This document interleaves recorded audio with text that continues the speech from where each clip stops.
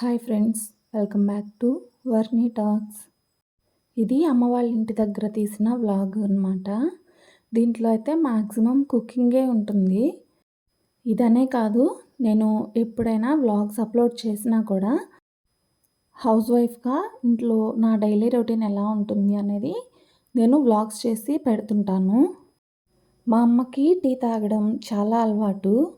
Daily పొద్దున్న లేవగానే tea పెట్టేస్తుంది. మామూలుగా ఊరి దగ్గర ఉంటే లేచే టైం కంటే కూడా అమ్మ వాళ్ళ ఇంట్లో కొంచెం లేటుగా లెగుస్తాను. ఇది దాదాపు అందరు అమ్మాయిలు చేసేదే కదా పుట్టింటికి వెళ్తే.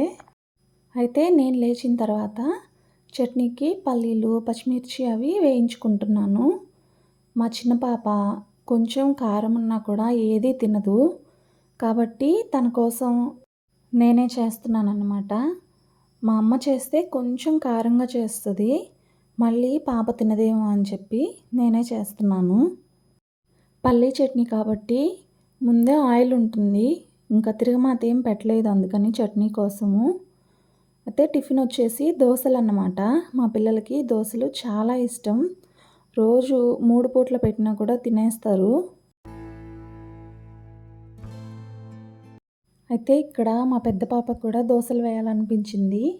తను నా కోసం దోశలు వేస్తుందన్నమాట. కానీ ఫస్ట్ టైం కదా, తనకి చేత రాదు, ఎట్లా వేస్తుందని చెప్పి అనుకున్నాను.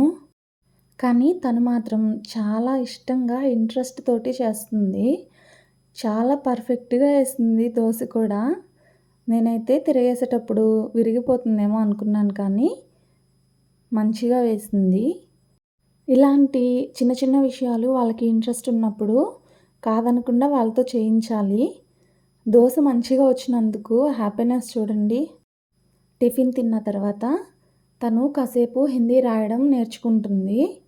పర్లేదు, రోజు ఒక 10-15 అక్షరాలు అలా నేర్చుకుంటుంది. ఇప్పుడు దాదాపు కంప్లీట్గా రాయడం కూడా వచ్చేసింది.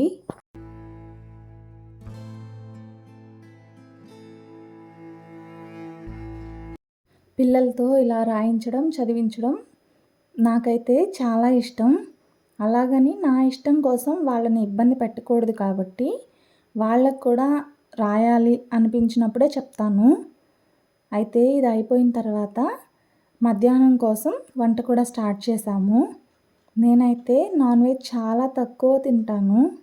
నాకు నాన్ వెజ్లో ఫస్ట్ నుంచి కూడా చికెను, చేపలు, గుడ్డు మాత్రమే తింటాను. ఈ మధ్య అయితే చేపల కూర కూడా మానేశాను. అందుకే మా అమ్మ అప్పుడప్పుడు చెప్తుంటుంది, నాన్ వెజ్ నువ్వు పూర్తిగా మానేస్తావేమో, అలా వద్దు, తింటూ ఉండు అని చెప్పి. కానీ నాకేమో పప్పు, పచ్చళ్ళు లాంటివి ఉంటే చాలు. అసలు చికెన్ వైపు కూడా ఇంకా వెళ్ళను.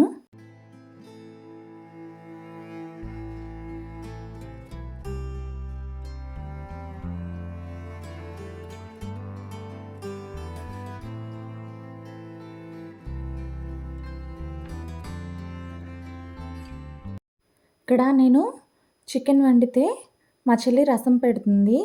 రైస్ డ్యూటీ ఏమో మా అమ్మది. ఇంట్లో ఏ పనైనా సరే ఒక్కరి మీదే వదిలేయకుండా అందరూ షేర్ చేసుకుంటే పని త్వరగా కంప్లీట్ అయిపోతుంది. ఇంకా చేసే వాళ్ళకు కూడా కష్టం అనిపించదు కదా.